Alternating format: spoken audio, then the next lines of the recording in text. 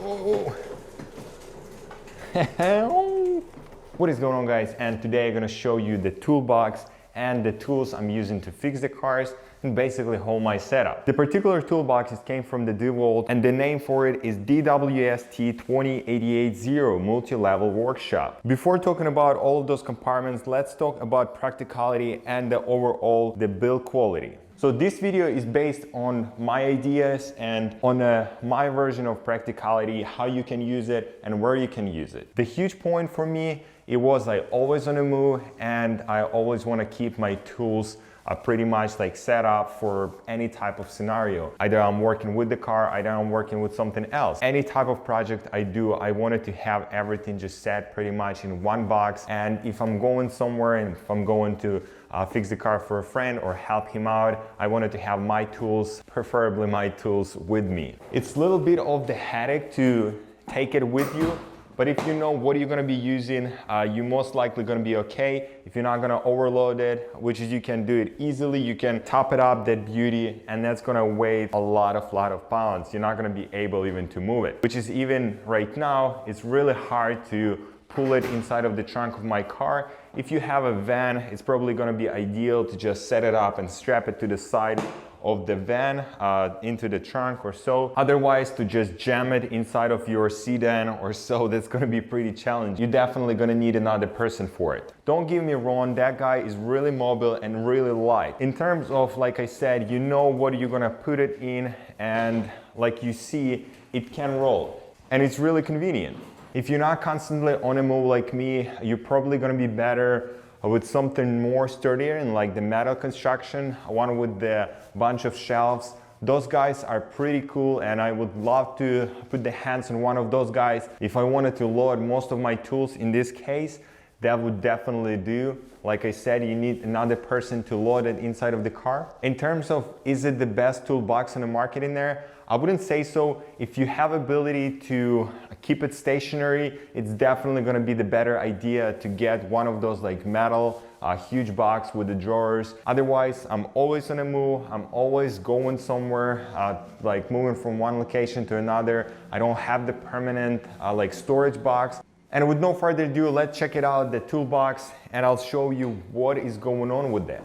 As you've seen, it's really durable. The build quality is great. I do like the reinforced hinges and the sliding mechanism. On the top of that, on the side of the toolbox, we have some type of safety feature, or I would say the reinforcement bars. They are still plastic, and I understand it doesn't look as solid as you possibly could imagine, but with the reinforcement here, we have a little bit more stability. After all, for the locking mechanism, we have two settings. So as you've seen, the first one, you can lock it and unlock it, and basically that's gonna allow you to sliding mechanism to get in action. Otherwise, if you are on a go and you taking it somewhere with you, it's not necessarily to lock the mechanism, but after all, if you want it to be secure and you put that beauty inside of the car and you put it on the side or on the back, you're laying it down, better to close the mechanism. In that case,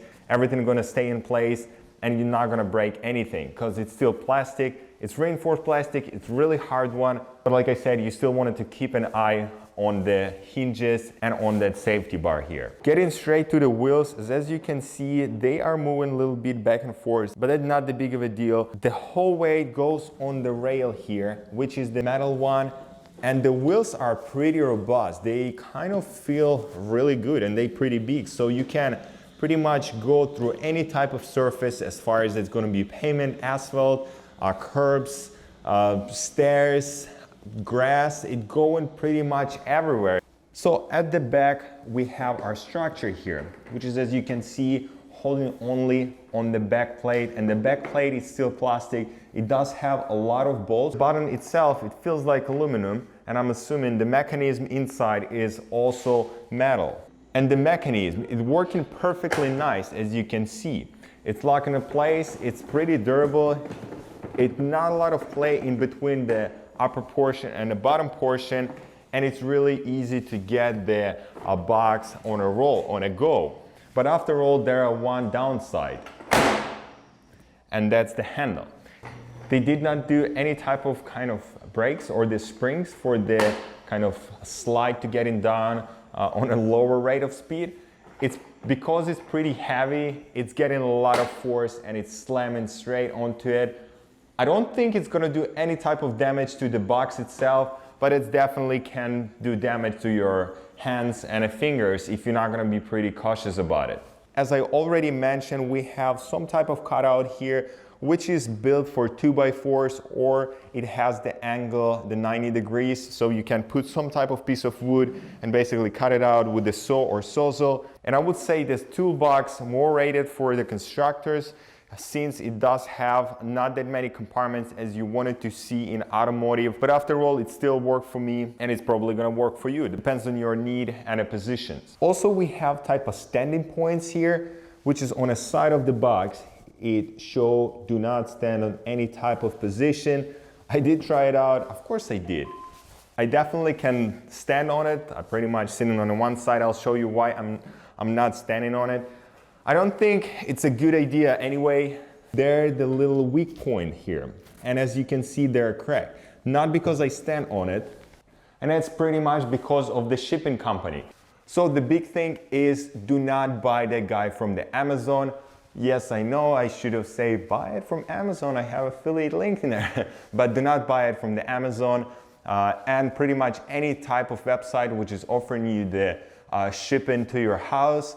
Better to get like something from the Home Depot or Lowe's whenever they receive it, stationary, and then you can inspect it on the spot and basically say yes or no. Because apparently if you're gonna read the reviews from the Amazon, most of the people saying it came damaged, the hole in the side, the crack on the side or on the top, and more and more. The plastic is really sturdy and robust and it's really thick. You're gonna see it in a second. But after all, if you're gonna be throwing and smashing something onto it, it's not gonna hold well. We have another handle at the top and you literally can leave that bastard. But like I said, it's extremely heavy while you put a lot of stuff inside. At the top is the first compartment what we're gonna be looking at, and it's basically the separate compartment. You don't have to undo the safeties, you don't have to open it up or slide it out, the whole construction, and it's my most favorite compartment. This is the metal hinges and they build really well. We have our top compartment, which is just a regular box. But hold on a second. This is not just a regular box. And that's why I mentioned it. This is the one of my most favorite compartments. Whenever you work with something and it's stationary, especially with the car, you can drop the tools you are using currently. You can keep some bolts, screws, rivets, whatever you want in there. And the top compartment is basically bunch of junk. I wouldn't say the junk, but the stuff I'm using a lot. For example, the magnetic cup for screws or bolts, some other bigger, bulkier things. And the stuff, I'm not really worried about organizing them since we all have our issues, right? Go a little farther and basically in that case we have to use two hands to undo the safety on both sides, of course.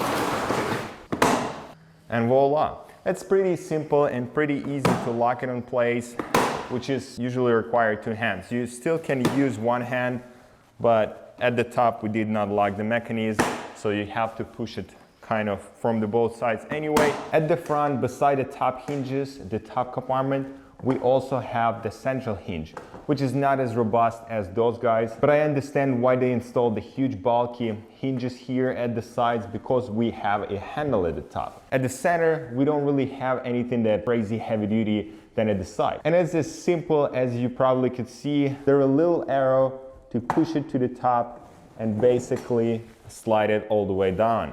And then we get into the middle compartment, which is second for my favorites, and I'm keeping all of my most used tools here. Basically ratchet, screwdrivers, some other sockets, the M type, the T type, my knife, the measurement tape, and then all kind of other sockets, which is basically most popular in my case. Nothing crazy here and pretty understandable. And then we get into the bottom compartment, which is total mess and disaster. Anyway, it's doing the job as it should. We keep in here the bulkiest and the heaviest pieces what you possibly can imagine, which is the ratchet or wrenches, the staple gun, pipe, as well as we can easily fit in there our toolbox from the Milwaukee, from all of the power tools. Also, I wanted to ensure you, if you're gonna put that box on a side, here there's gonna be lots of kind of not the best things to explain, but as far as you're gonna make a little bit more mess inside, it's not gonna jam any type of mechanism. And I did test it out because I took that guy with me inside of the car, and there was a whole bunch of stuff inside. And that's as easy as you possibly can imagine. And then last but not least, it's going to be the measurements. The top compartment is going to be the 8 inches, the middle compartment going to be 4.5, and the bottom compartment going to be 14.5, which is in total getting us 28 inches high. Anyway guys, this is pretty much done for reviewing that beauty. And like I said, I'm extremely happy to having the toolbox inside of my garage. I don't even think I need that bulkier toolbox unless I'm going to buy the house and basically going to have full-size garage. I'm going to set it up everything as I wanted to, which is going to be great, but that's going to be for another story and for another day. And that's pretty much it for the review of the DeWalt DWST 20880. It's a pretty long name. Also, we have 2 variations of that product. One of them are older version, which is going to have a little bit more difference in terms of the top lid and the top compartment. Otherwise, the hinge is going to be a little weaker, and there was a little bit more complaints about the previous generation. They pretty much in the same price range. The previous gen going to get you probably mark of $70 to $80, and the second gen, which is that one and had the yellow strip, the yellow compartment at the middle, gonna get you to the point of $100. You also can find it better on Amazon, but like I said, I'm not suggesting you to buy it. And for it now, I checked the price. They price it for 200 bucks, which is, I'll get you the link of the cheapest one as well, which is going to be in the description below, as well as you can check the local Home Depot. Sometimes they have it in stock. Anyway, with no further ado, I'm going to jump into the project number 2, which is going to be the second video, the separate video actually. And that's going to be what kind of tools I use to fix in my cars and what is the basic setup you have to get if you want to start working with the car. You definitely have some tools already in your storage or in your garage, but sometimes you need those like particular or specific tools, mainly for a BMW. Many other cars actually have those type of screws or bolts or rivets, and you probably wanted to have in your toolbox. They're not as expensive as you think, and mainly I'm buying the tools on a budget. I'm trying to, at least. Some of them are kind of poor quality, but they still do the job just fine. Anyway guys, if you like the video, please put the thumbs up button there, subscribe my channel, and leave me a comment below. I'll see you in the next one.